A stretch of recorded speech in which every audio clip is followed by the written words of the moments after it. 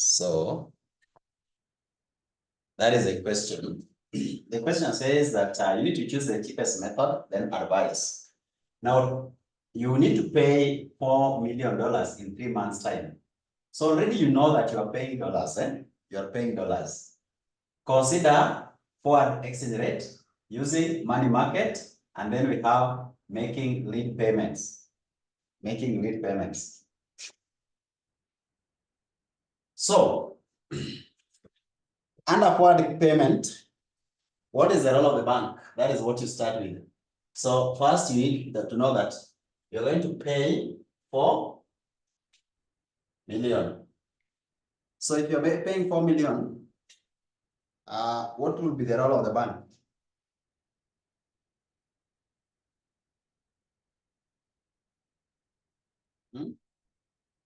Somebody to assist me there to start. We start with that.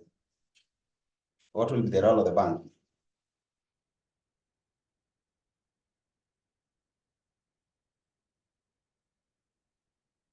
The role of the bank is to sell. To sell. Another person. So which rate are we using, Kwanzaa? Which rate are we using?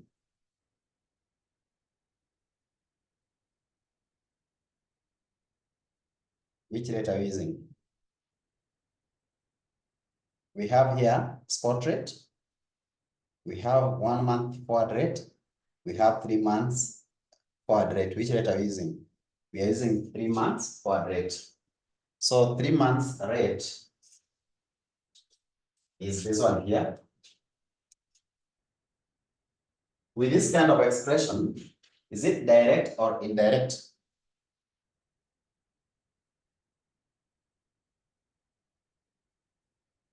That kind of rate, is it direct or indirect?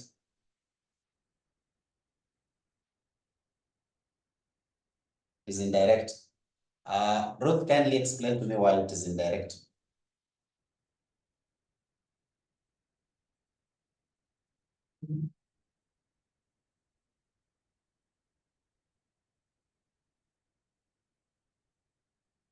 Now, for exchange to happen, I want to understand the foreign currency. Thank you. For exchange to happen, if you have dollars, definitely that means that you want to pay dollars in a foreign currency. So that means that you don't have that dollar in the country where you are. By the fact that you're given $4 million that you need to pay, inamaanisha hauna hiyo pesa in your country. So your country is, which country is that? Where is the seller? Where is the business person?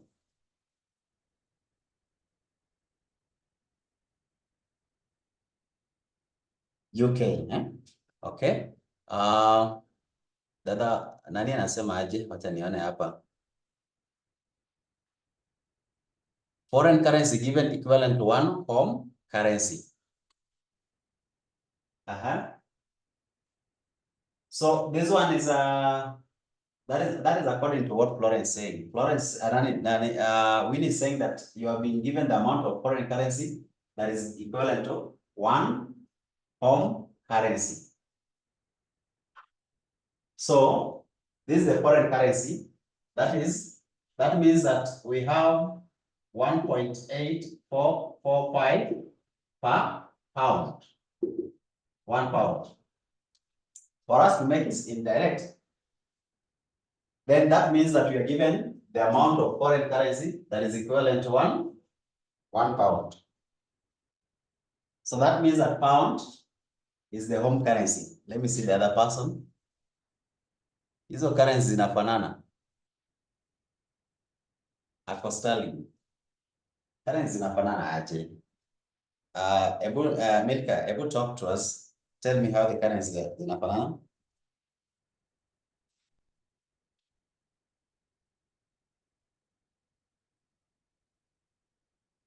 Adjust the board. Okay, I'll do that. So, I want first to get this clarification from Milka. Milka, how are they the same? This is the expression. This is the expression. Sasa Oh, mimi sio ni pounds, zote zako zinakaa $2. come again. The 1.8625 is to $1 dollar to dollar. Oh, nimekuelewa. Yeah. So this one is either buying and selling, buying and selling. So what is happening here? Both of them are dollars. It is not far. This one does not have relationship with this. It is not 1.8625 over this. No. All of them are per pounds. These are dollars, these dollars, dollars per pound. Per pound. Okay. So you can see that this one is not 1 unit. This is also not 1 unit. The one that you're comparing with must be 1 unit. So this is the expression. So hapo tumemaliza. Another issue. So we are saying that this person needs to pay. So the home currency here is pound sterling. How do you know that it's sterling? We are being told by the examiner, this person needs to pay dollars, meaning $100, akona sterling. So therefore, sterling is the home currency, right? That is what they have, but they need to exchange so that they get enough of sterling that can pay this pound. That dollar, this is the dollar they need to pay. It is like you are in Kenya, but you are being told that you need to pay Japanese yen, 4 million Japanese yen to import a motor vehicle. So you are in Kenya, you don't have it. That is why you need to make payment in that other currency. So that is where the concept of exchange comes in. So we have to exchange that. So the fact that we only have 2 currencies here and one has been given, automatically the other one is pound. So it is the only one that can be in one denomination. So whatever Winnie was saying is true, that the home currency is now pound. The home currency is pound. And therefore, the foreign currency is dollar. You are now here, you are in UK, and that is why you don't have dollars. You need to now exchange and get dollars. Kama ungekuwa in UK, if you are in US, and you need to pay US dollars, then you don't have to exchange. So you are in UK, and you need to pay US dollars, and that is why now you need to exchange, so that you can get them. Now, that is number one. So that makes it indirect, because now we are given the amount of foreign currency. This one is now a foreign currency that can give you 1 unit of home currency. So therefore, it is indirect. And under indirect, what normally happens? We have agreed that this is the rate that we use in 3 months because the contract is 3 months. So we are agreeing that this one is under indirect. What happens? Under indirect, somebody can talk. Under indirect, what happens? I like the fact that you guys were looking at this question keenly. You may analyze vizuri. What happens? Lawrence? Under indirect, the bank will buy at a higher price and the bank will sell at a lower price. That is the second thing that you need to understand. So therefore, we know that under indirect, you need to identify the quotation, then you need to identify which one is selling and which one is buying. So the bank sells here, the bank buys here. And that is why they were telling me that we need to use this rate. Na nimekubaliana now. That one you know. Okay. Aya. Now the question after that, what is the role of the bank in this case? The role of the bank. Na hapo ndio sasa my friend who alikwamia. My friend who.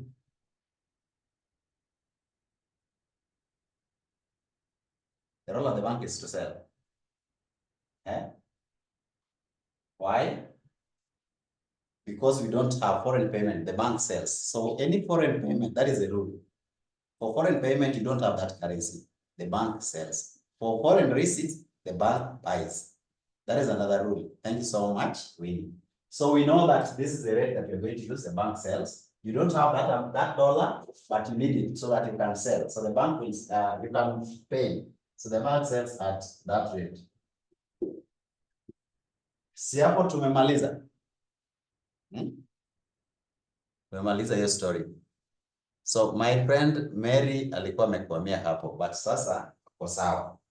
Now use this rate to exchange. anatafuta space. Let me use this space here. I don't want to wrap things hivi too. I might have trouble. So we are saying that if 1.8445 USD is equal to £1, therefore, this 4 million USD is equal to what? Right? How much pounds am I going to spend on that? So you have this times this divided by this. Divide for me. 4 million divided by 1.844. So Pista, you can do for me that one, sio? Alafu tuone nani alikuwa wrong. I know everybody got the concept. Shida sasa ilikuwa calculation. You need to be accurate. You need to be accurate. Get me the answer.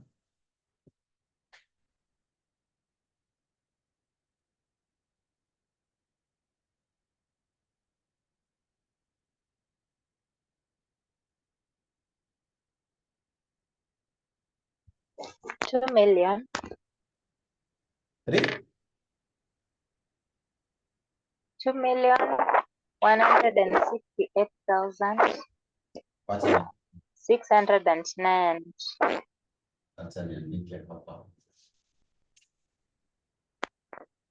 2 million 168 168. Yes. 609. Point.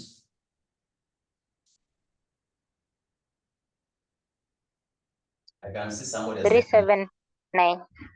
fine, so you can round up to 78. Sasa hii, somebody will get wrong, not because they didn't understand the concept. It is because you didn't calculate right. Didn't calculate it right. Wacha nione wenye wamepata hiyo. Sasa Mary aliogopa na alikuwa right. Amepata hapo kwa roll of the bank. Another person, lead, money market, forward. Kumbe you guys got it. 266. Who was this? Ruth. Umemiss kidogo. Aya. Let's go to lead so that we have enough space ya kufanya hii ingine. Money market. Let's go to lead first. So in lead, what do you do? Lead means paying immediately. Lead time. When I was talking about that, as Florence put it, I said that you either pay later ama unatangulia kulipa. Kama unatangulia inamaanisha unalipa immediately because you don't know what will happen in future. The rates will change, ndio? So unaingia kwa hiyo deal na unamalizana na pesa hiyo. So use spot rate. So if you're using spot rate for lead, which rate are we using? Which rate are we using? For lead.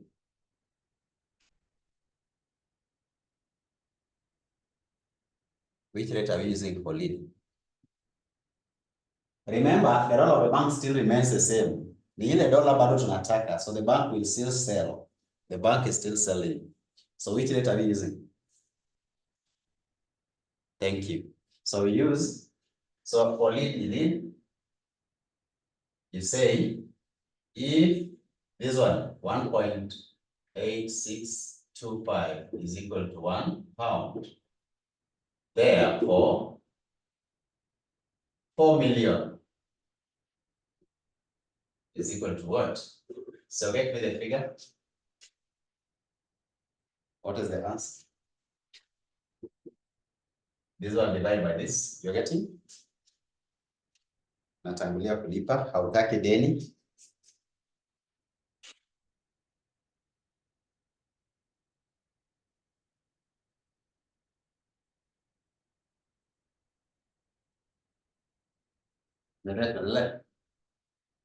You're getting 21, 47,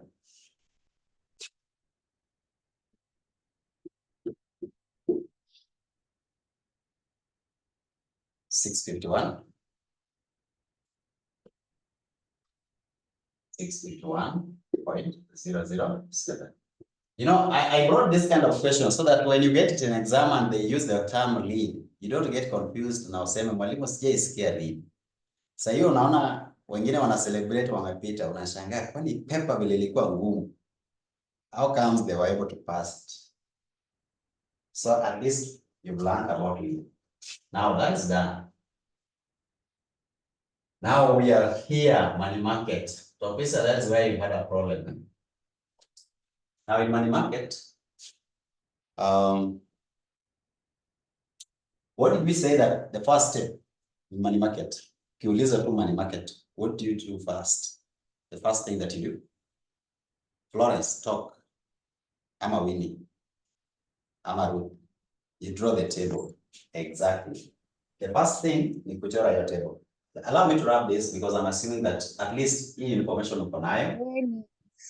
Dennis, I'm asking a question. So you are telling me that I should be drawing the table pale exams? For exams, yes. Yes, draw. Does it turn me a max? Does it turn me a max? It makes you understand it and it makes examiner understand what you're doing easily. What is examiner going to do there to mark my paper if he or she doesn't know whatever I'm supposed to? The examiner will get confused and might even wrong you. You're going to write things that they are not able to connect. I love what they are wrong. You work a table, it makes sense. It is easier to flow. It's easier to follow. So just do me a table like that. Then I want you to avoid confusion. So just do a table like that. Then call it borrow. Always have this side, call it borrow to make your work easier. Right? Make your work easy. Just write here borrow. You don't even know where you're going to borrow, but just write it. Then here invest. I beg to avoid confusion. After doing that, but you don't know which country is where. Then you say that this one, the rule says that it is a foreign payment. So foreign payment, borrow, local. Mwalimu, kindly, I propose you mute. We just type question and answer here. Are we on the same? Oh, so that we can control. Okay, thank you. Hapo pia umesaidia, otherwise tunaweza kaa. Najua Florence akianza kuongea hapa, atanirudisha hata nyuma. No, don't worry. Don't worry. Don't worry. Hao wote ni mabeshte wangu, hata kama ilikuwa private. They don't even know who you are. But umenisaidia. Haya. Haya. So tuendelee sasa. Haya, so after this, you come to the rule. The rule says, for foreign payment, borrow local. That means that you need to invest in foreign. Now, Autopista, I need you to understand the concept. Don't cram. Don't cram. It means, kama uko na deni mahali, kama uko na deni ya mtu hapa Nairobi, kuja uinvest hapo. If that deni itamature after 3 months, you need to pay it within 3 months. Then your investment yako pia after 3 months itakuwa imemature. You don't have to exchange anything. Unapanda ndege, ukifika hapo unachukua hiyo pesa na unalipa hapo immediately, unarudi na mkono tupu. The concept is matching concept that I explained earlier when I was introducing the topic. The main thing is to match the expenses, the payments and incomes. So wherever you have the debt, go and invest there. Wherever you are expecting payment, go and borrow there, so that when that time comes after 3 months or 6 months, you don't have to do what? You don't have to go, then bring the money after 3 months and convert. We don't know what the rates can be after that time, at 3 months time. So you need to ensure that you go and balance it. For payments, go and invest there. If you have to pay there. If it is a receipt from there, go and borrow from there. Ujipange mapema with the current rates. Yes, need a very stable table Okay, so after this, now we know the rule. So where our next question is, where are we going to borrow?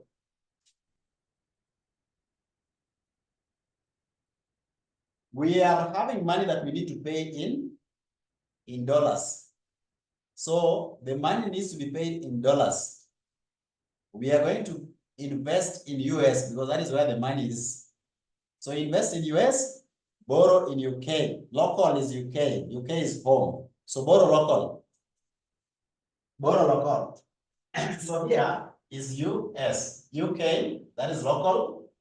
Here, US. Why? Because we need to make payment in US. So we are going to invest there. Sorry. We are going to invest in US. That is where we need to make payment. The payment is in dollars. After understanding that, you come to the next step. How much are you going to pay in US in 3 months' time? This is today. Hapa ni leo. Lakini 3 months' time is here. 3 months. How much are you supposed to pay? How much are you going to pay in US in 3 months' time?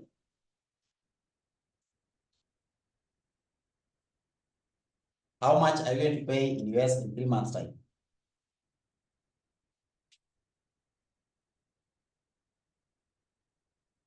$4 million.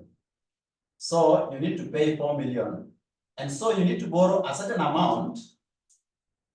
Listen, you need to pay 4 million in US. That means that you need to invest a certain amount in US that will be equivalent to 4 million after 3 months' time.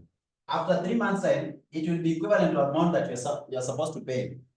So the question is, how much is it that we need to invest in US? How much is it that we need to invest so that we can be able to pay that amount? So you can pick it from here and move upwards. How much will give us this that we need to invest in US? Tunapanda ndege sahi tunaenda US, we invest that amount. Of course, we are borrowing in UK. So use the investment rate. Investment rate. Hapa ni today. Use investment rate and know that amount. So what is the investment rate that we're given? Go back to the question. They are saying that the US dollars can be deposited, not borrowed. We use the deposit rate. Can be deposited 3 months is 7%. Umeona hapo? Deposit US dollars 7%. We are in US. So you invest and say that you need a certain amount that is going to give you 4 million. That amount we call it principal that you are investing for 3 months. 3 months, that is 1 plus R. R is now 3. 3 months is how many? 3 months is rate is 7. Sorry, 0.07 times 3 all over 12. Mona, the rate is per annum. 3 months is less than an annum. It is just a quarter, or right? It is a quarter. So it is a quarter of the annum, a quarter of the year. So we can proceed here now, say that P is equal to, calculate this one. What do you get when you calculate that?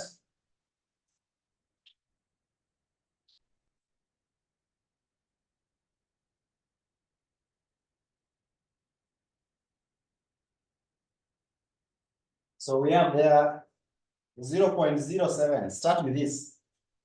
Malizana na hii kwanza ndio ongeze hii. 0.07 times 3 all over 12. Times 3 divided by 12. Then now answer add. You're going to have 1.0175. That is going to give you how much?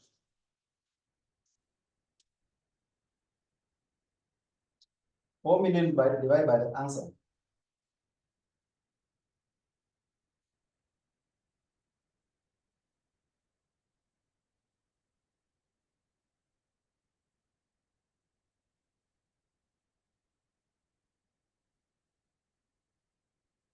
You need to invest 3,931,20,3.93.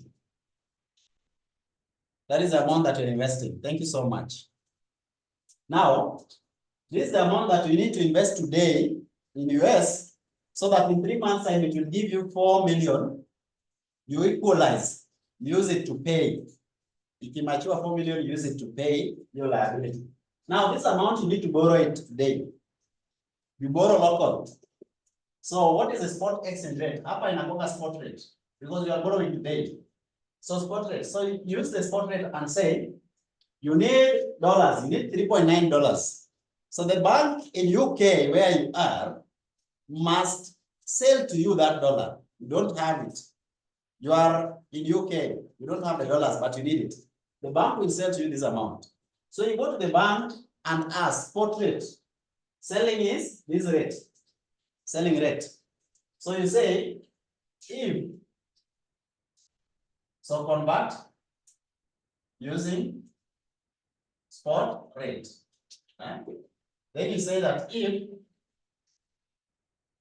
3931, sorry, if 1.8625 is equal to 1 pound, then how many pounds are you going to be given if you want this one?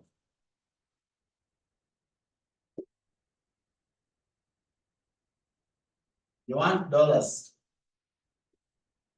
So it is this times this divided by this. So we are going to have 3,931,203.93 divided by 1.8625.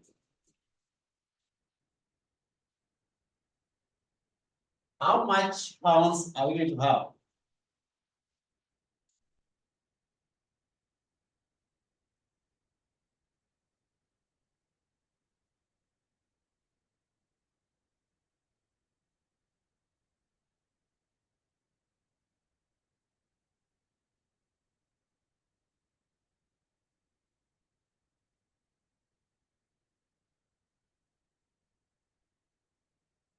That is the pound. Thank you.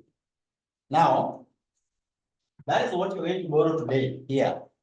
So borrow this amount, 211,0713.52.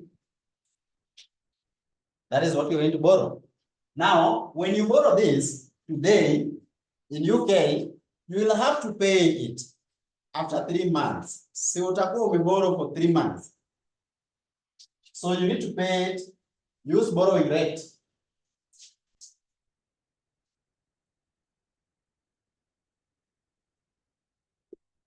The borrowing rate in UK is 3 months borrowing rate is 14.25. 14.25 is the 3 months borrowing rate. So we can come and calculate. This one. I can now wrap this.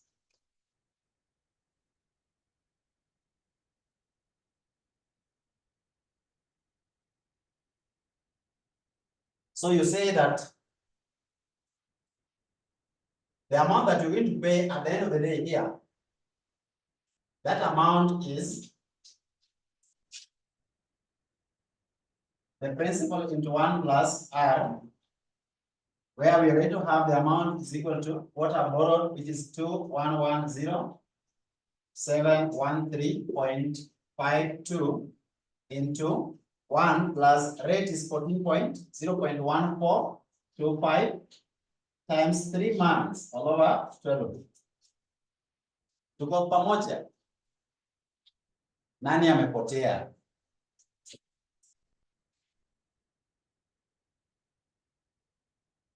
Are we okay up to there? Topista, are we okay now? Mary, hiyo ulijua, sio?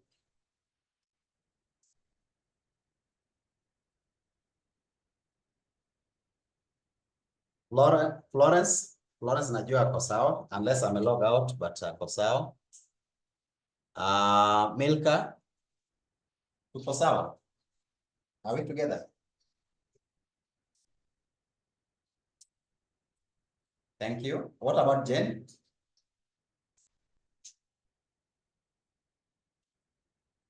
So, get me the figure. This one is going to be.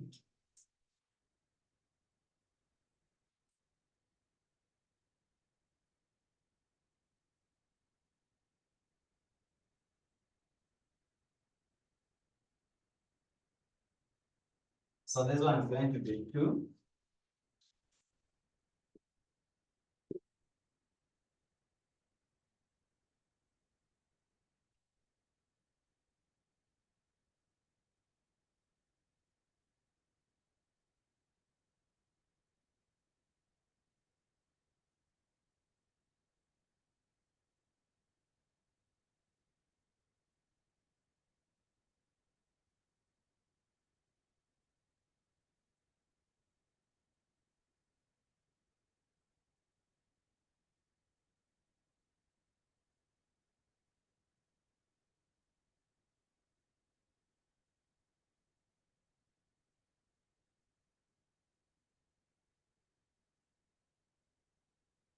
That is the amount to be paid. That is the amount to be paid using money market. So let's now summarize them. Let's now summarize them. What was the figure for spot? The first one, forward market, forward contract?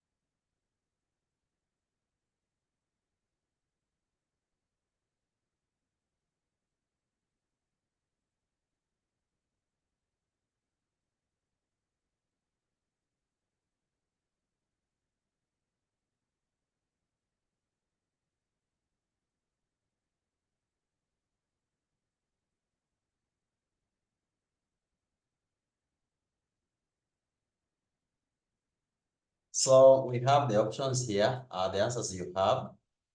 The forward was giving us forward contract is giving you 2168.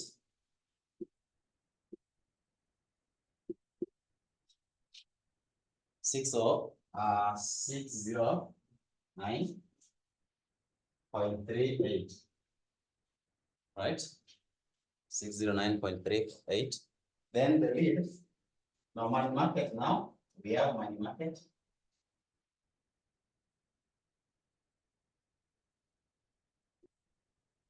Market is giving us 31.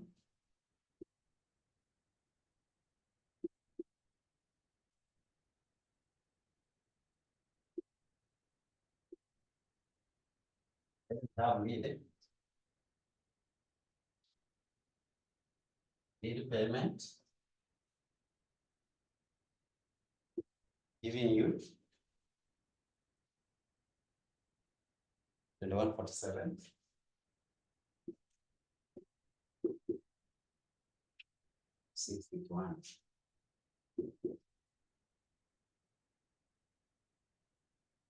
Haya.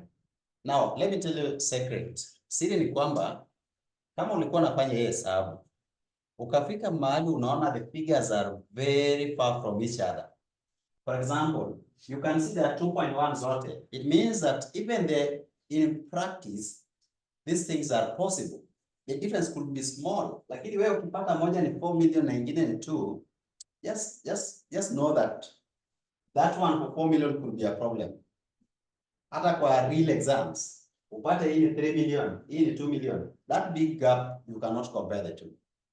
So, make sure that your exam makes sense. The differences are there, lakini very closely related. Very close. Thank you. So you'll be able to, being that is payment, you want to make the smallest amount that you want to pay. If it is receipt, you need to receive a lot of money. So being that is payment, how much will you want to pay? We'll go for lead.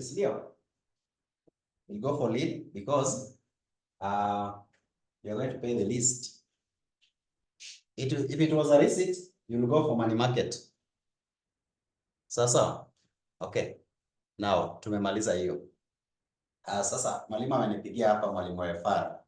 Amesema kesho saa 12 atakuja ku highlight some of the areas that are commonly examined. And he'll be able to highlight for you the most common areas. Kwa hivyo nawaomba mfike hapa. It is between 6 to 8. Alafu mwalimu wa maths atakuja from 8 mpaka huko. Mwalimu wa maths from 8. So 6 to 8 atakuja ku highlight hizo areas. Sasa haya.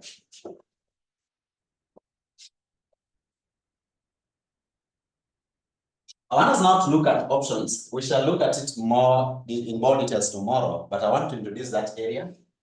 That is the remaining part in this topic. Options. Of course, kuna options then arbitrage. So that is why tomorrow I have to come. Options then arbitrage.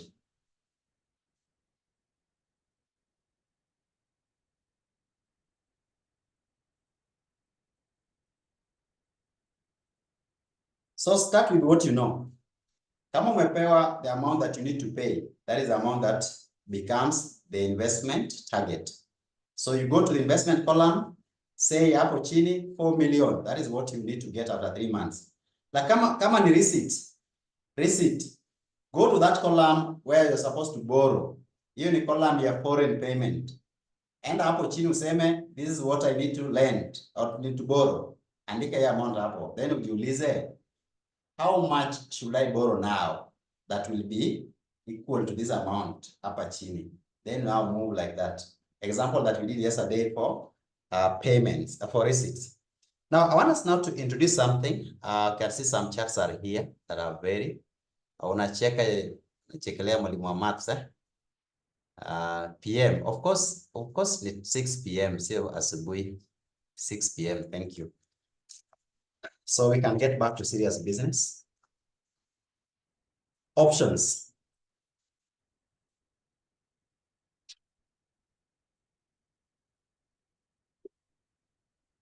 Options. I want you to say that options are financial instruments.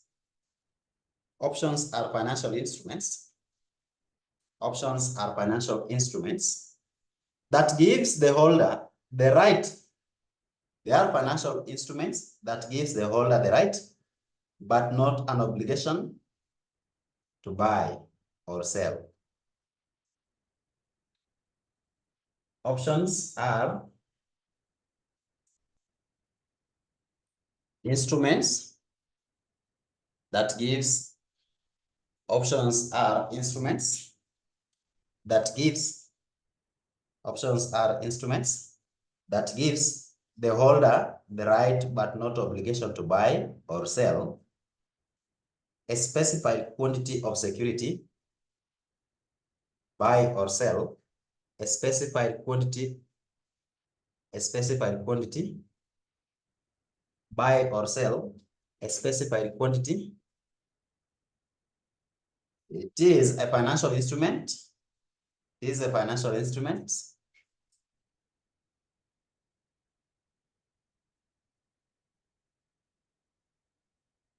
Okay.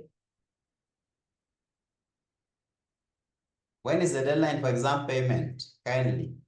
I think that can be, payment for exam deadline can be first week of July. First week of July. No, it depends ni which exam Winnie. Ama ni aje flow. Sina depend which exam. Yeah, uliza which exam. So first week of July can be the time.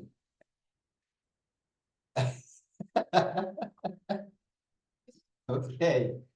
Where Milka, you've done it again. For April.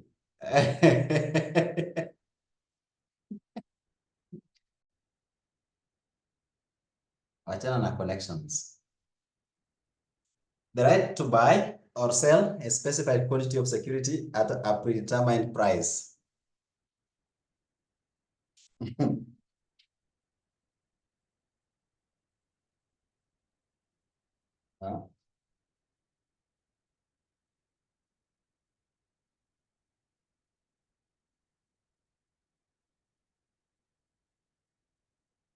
A specified quantity at a predetermined price. There are two types of options. I want you to understand this. We have options and then we have real option. Sasa kuna option and then real option. Real option sasa ni ile ya practical. The word real. So we have options. There are two types of options.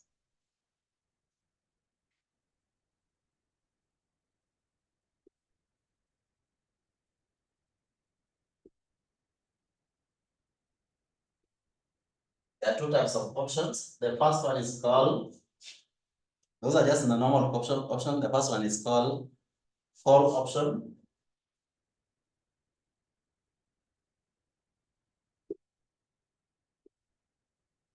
Number two is called put option.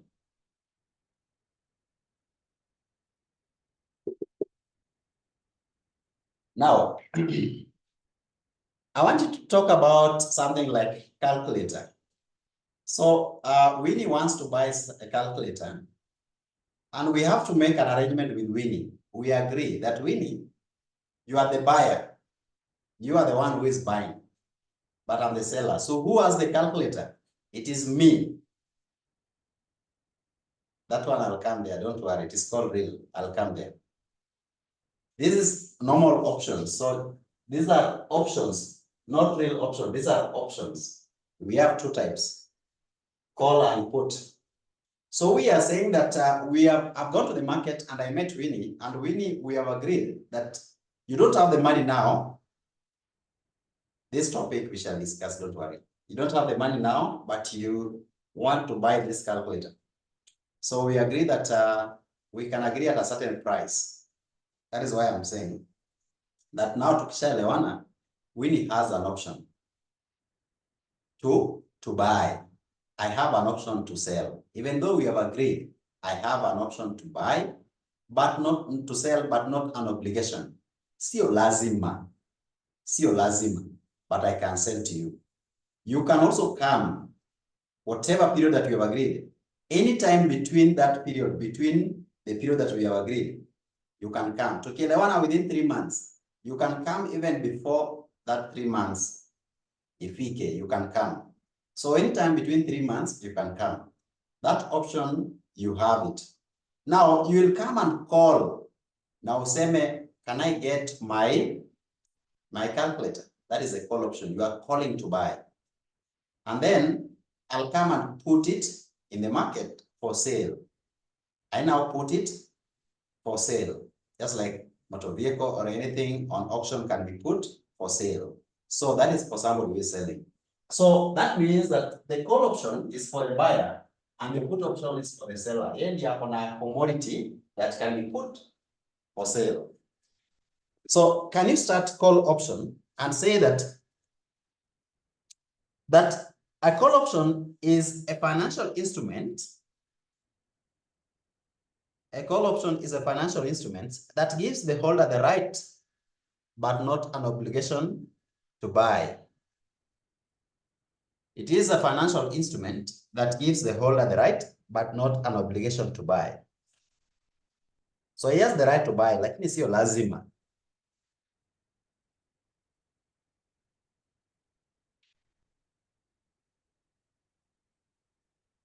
A financial instrument that gives the holder the right but not an obligation to buy a specified quantity of security, a specified quantity of security at a predetermined price. Specified quantity of security at a predetermined price.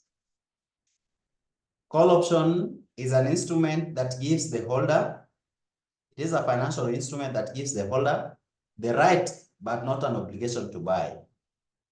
So for call, it is for buyer. Buyer.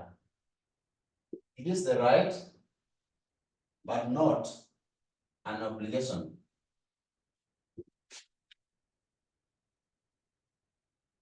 Buy. Put option is a financial obligation that gives the right. This one is for the seller. Gives the right, but not an obligation to sell. Upon a choice. Put option is a financial security that gives the holder the right, but not an obligation to sell. A specified quantity of security at a predetermined price. A specified quantity of security at a predetermined price. To sell a specified quantity of security at a predetermined price. At a predetermined price. It gives the holder the right but not an obligation to sell. Right but not an obligation to sell a specified quantity of security at a predetermined price. Options can also be classified in terms of their flexibility. Options can also be classified in terms of their flexibility. We also have some criteria of classifying options. That is in terms of flexibility. So you say that options can also be classified in terms of their flexibility. Options can also be classified in terms of their flexibility. Under flexibility, we have three types of options. Under flexibility, we have three types of options. Under flexibility, we have three types of options.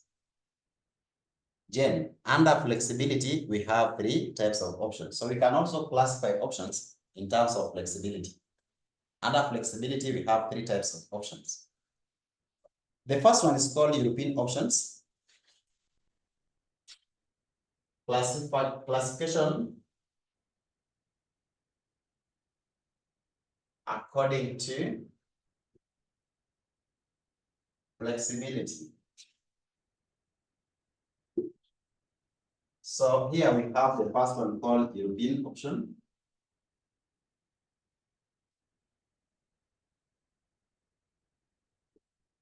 European option. That is number one. And say under this, I want to say that these are options that can only be exercised upon maturity. They are not flexible at all. They can only be exercised upon maturity. They are not flexible at all. Yani mkielewana ni 3 months ni hivyo. You cannot come before 3 months and say that I want to buy, I want to sell. No. Wewe ngojea 3 months. Ukuje on that date. You say that these are options that can only be exercised upon maturity. They are not flexible at all. Upon maturity, they are not flexible at all. Hiyo story ya kesho imeingia, sio? Umeelewa vizuri. FR saa 12. So ujipange. Toke mapema ama ukae ofisini. Sasa, but don't miss it. Don't miss it. Very important. Then we have the second one called American option.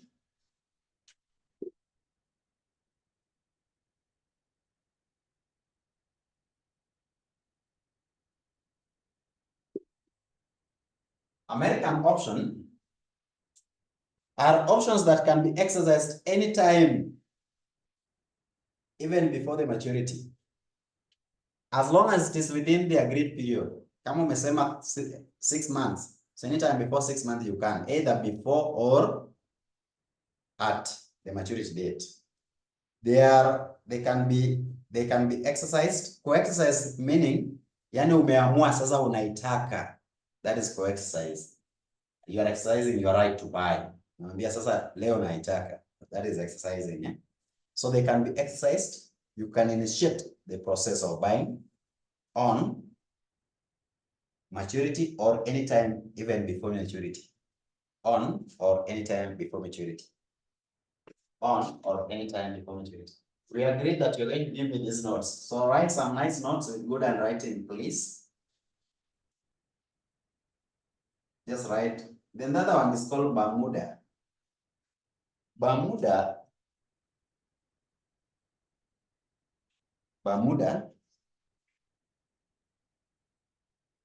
Bermudan option. Naweza patana nayo kwa mtihani. Bermudan option. You say that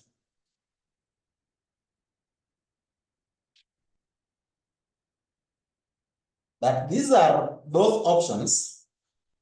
Bermudan option, these are those options. They are those options that remain fixed.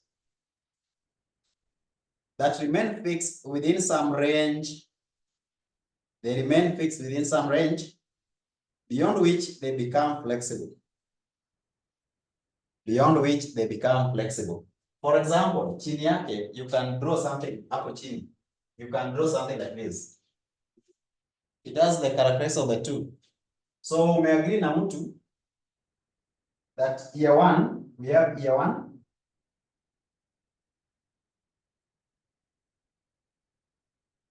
Up to 15 years. It will remain ikiwa European. Yani fixed. European is fixed. So from year one, up to 15 years, it is still fixed. Beyond 15, it becomes flexible. Mwenye anaamua anaweza kuja auze sasa. So it becomes American.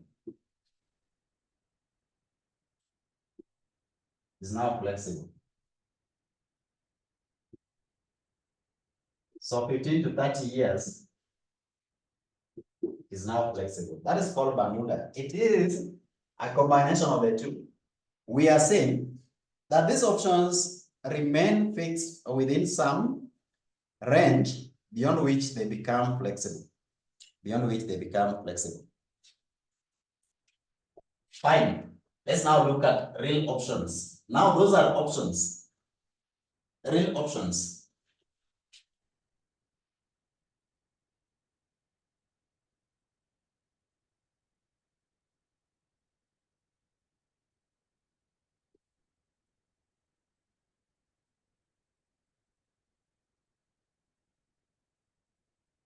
Say that these are options that involves capital budgeting.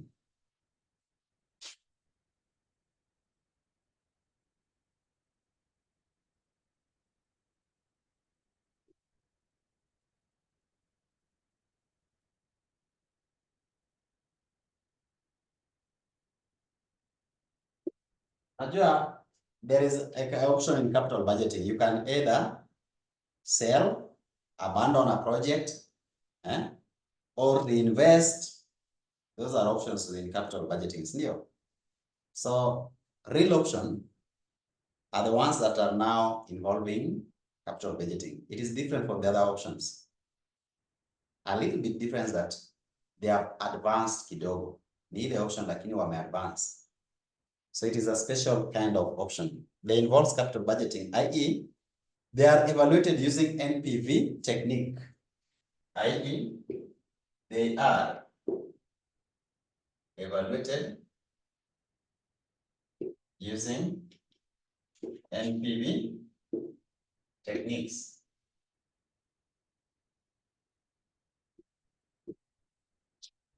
Using NPV techniques. They include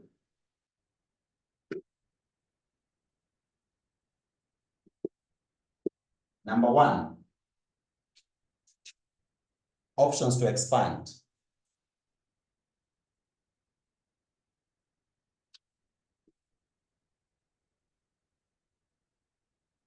Option to expand. option to expand. Number 2, option to abandon.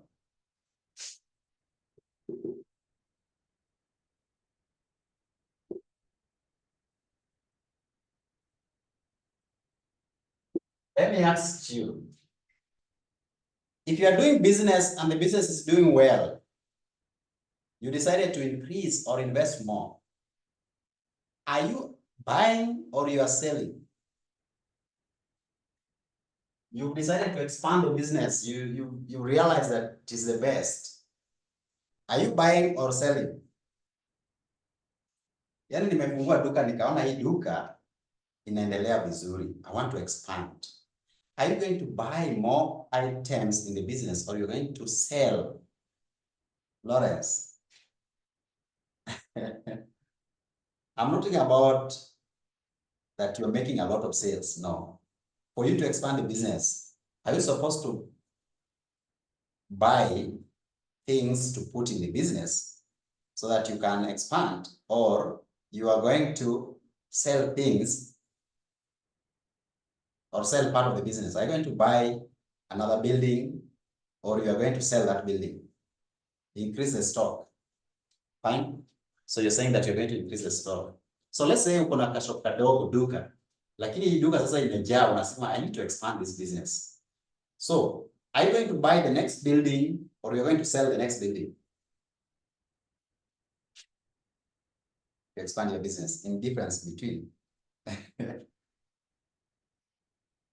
You are going to buy. You are going to buy kwa sababu you feel you need to do more, right? Ulikuwa umebuy stock, unaona stock inaenda vizuri, you go and buy more. Ulikuwa umebuy shares, unaona hiyo biashara ya shares inaendelea vizuri, what do you do? Buy more shares. So therefore, this first option is called call option. You call for more. Add me. Kama wewe unapika chang'aa na umeona biashara ya chang'aa inaendelea vizuri, unapigia watu wa nguru, sukari nguru, unawaambia call them, bring more. Hii biashara iko sawa. So it is call option. Lakini abandon inamaanisha umekaa na hiyo biashara lakini haisongi. Unaachana nayo, umekasirika. Are you the buyer or the seller?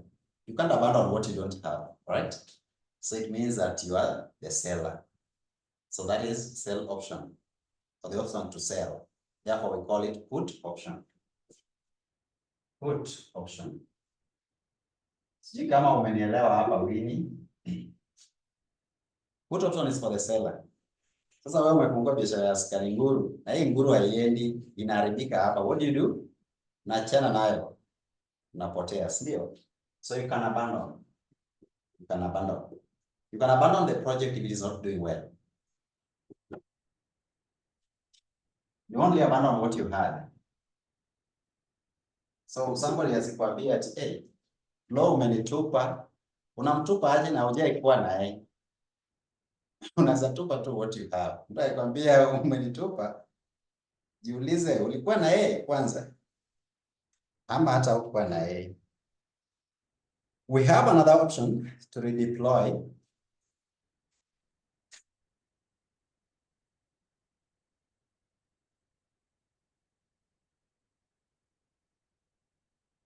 Which option is this? An option to redeploy. Can somebody now tell me that?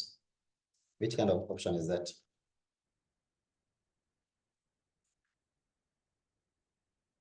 Guess that option.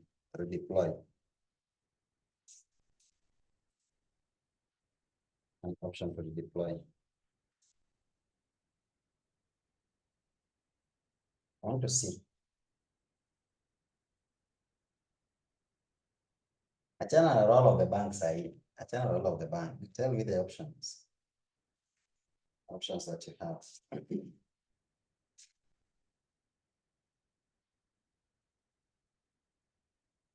Winnie, which option is that?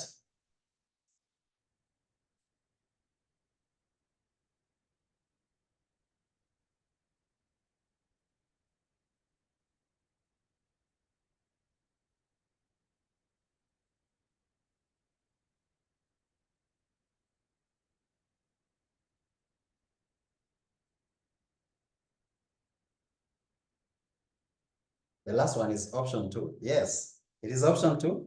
That is what I'm asking. Which option is that?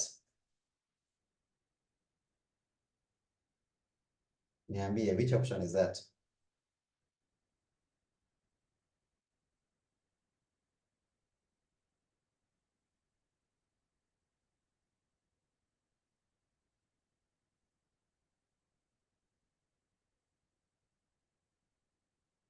So Milka is saying that it is an option to invest. Mhm.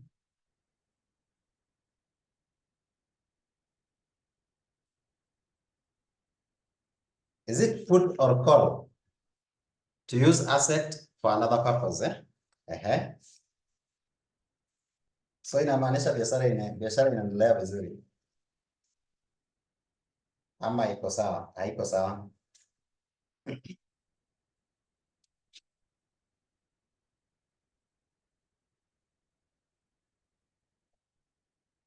So redeploy asset, option to redeploy asset or just redeploy. Put option.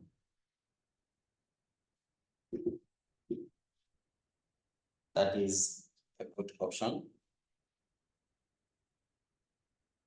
The last option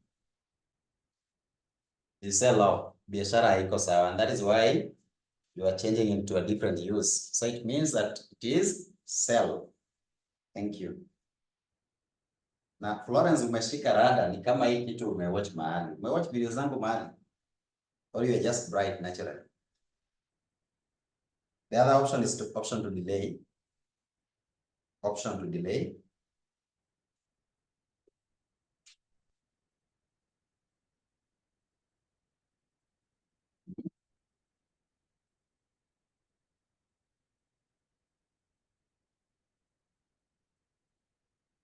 Si waanze tu kuringa, waanze tu kuringa. Option to delay, call option.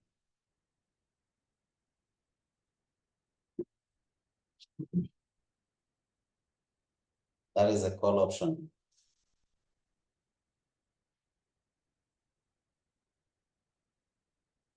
So the examiner can ask you a question about this.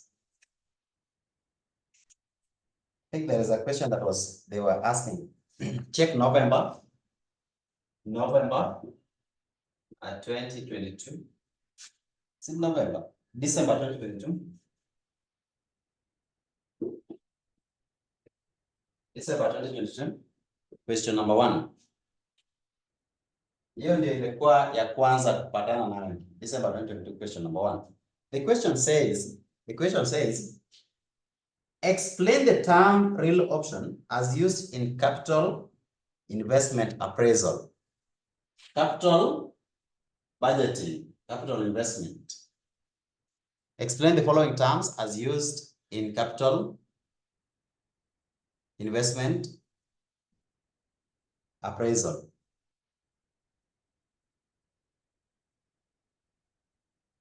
Evaluate 3 types of real options. Evaluate 3 types of real options.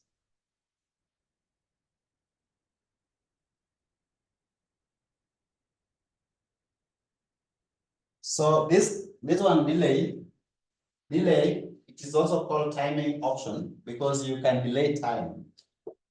Timing option. You can delay, for example, those who are investing in treasury bills, you can delay to invest so that you check the time. It's also called timing option.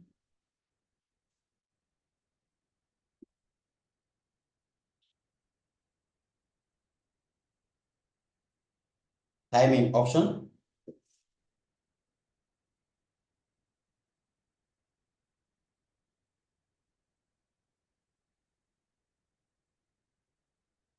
Then we have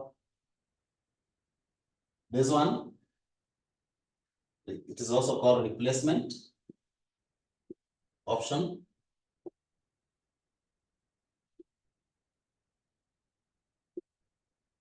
Replacement option. That is a redeploy. Redeploy is also called replacement option.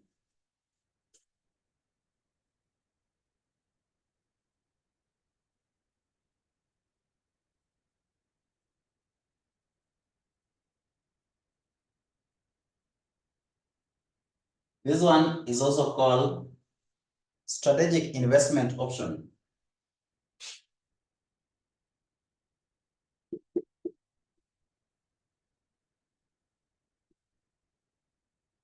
You can expand if the business is doing well. Strategic investment option.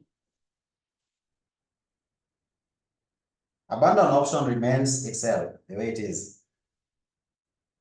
Abandon option remains the way it is. So those are types of option. You need to understand that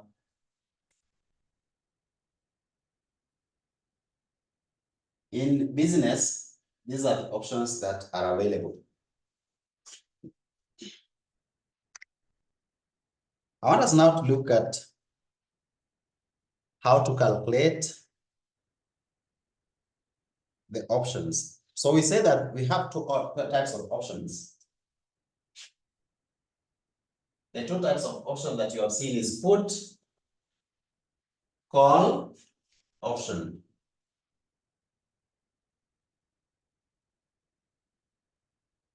Put and call option.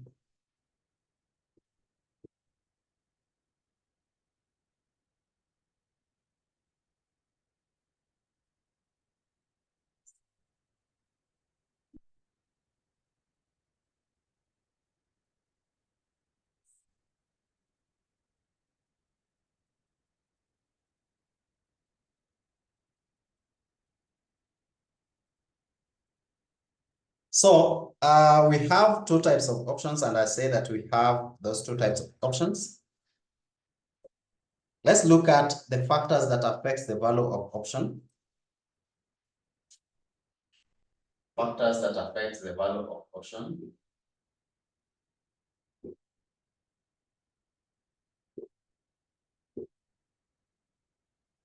We agree that as an investor or a business person, you can decide to invest or not.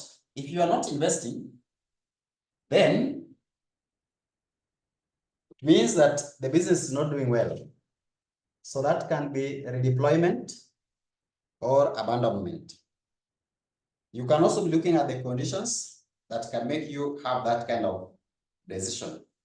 So the factors that affect the value of options, I'm going to end the class in the next 3 minutes, so don't worry.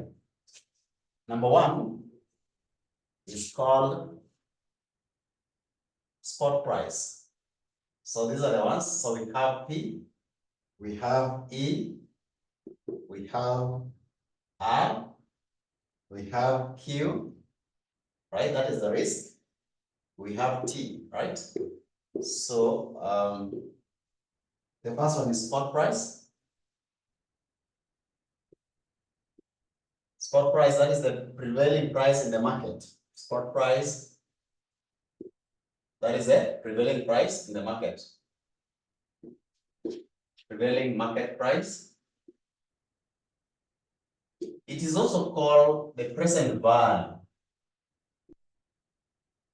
of the asset. Are we together? So when you want to buy something, an option, you want to buy, you need to decide whatever you want to buy, what is the current price that is prevailing in the market? That is the present value that you can use NPV. Remember, we say that the real option is used to appraise the NPV. So NPV is the same as the present value, which is the spot price. That is the price in the market. The next one is exercise price.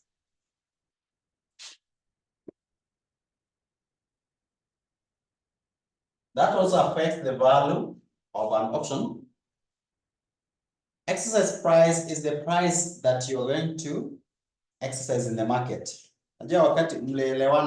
Maybe you guys agree that I have an option to come and buy it at 3,000. We say that is a specified price. Ndio.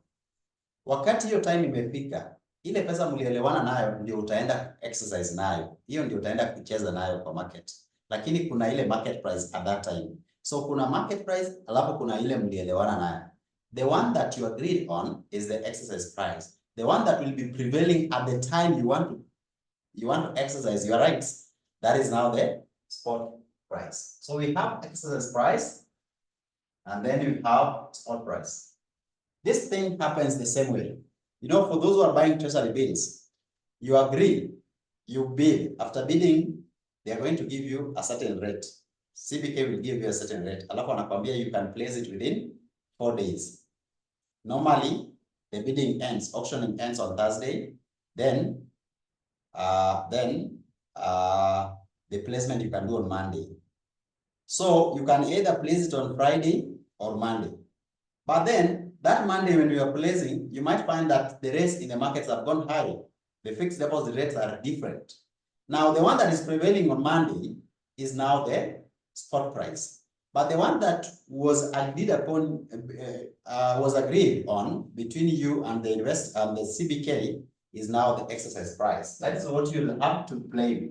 Then we have rate, which is R. R is the risk-free rate of return.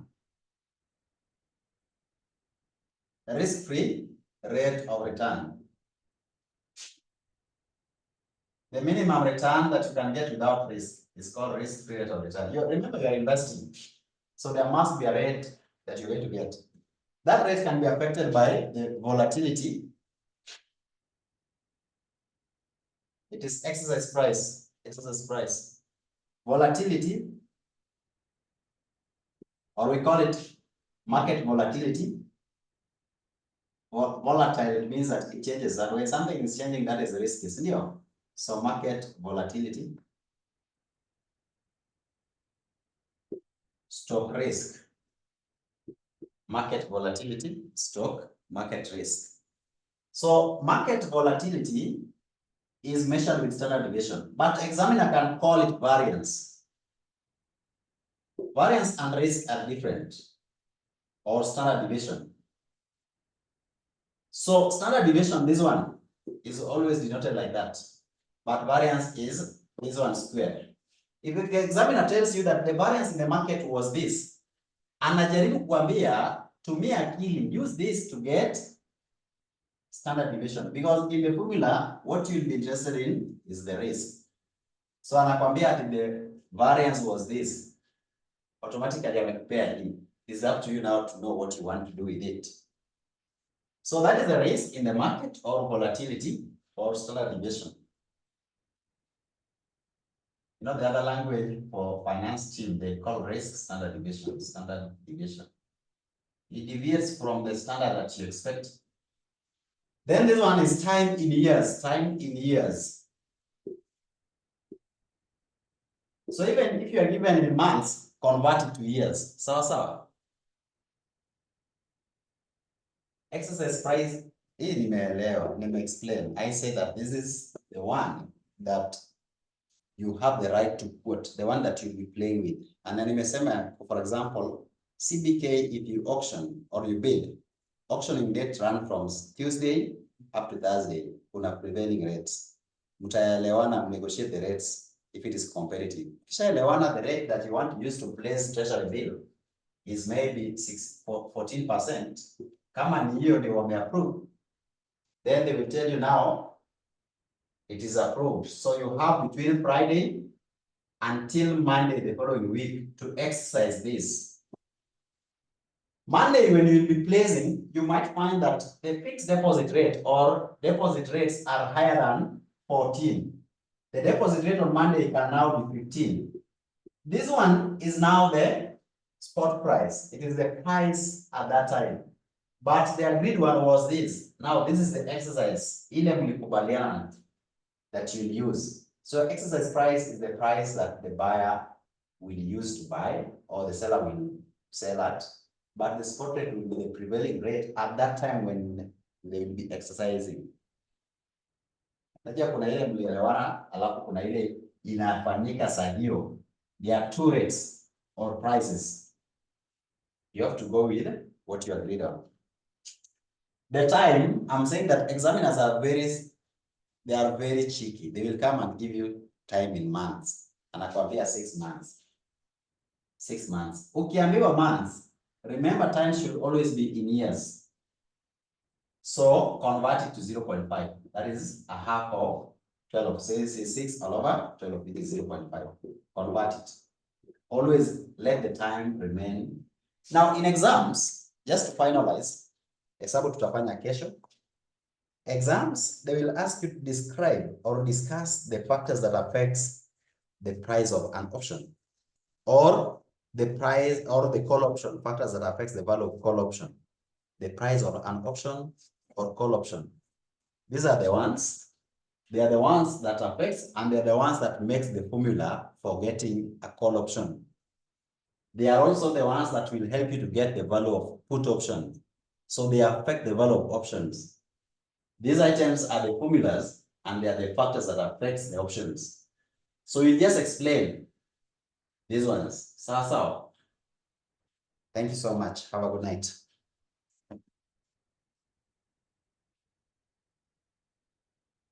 We shall pick from there to discuss the options in our next class tomorrow with some serious formulas like 2, and then we should be done. 4 hours tomorrow will be okay. Kumbuka real options, they can help you get some pre-max, even 6 of them. Okay, sasa, good.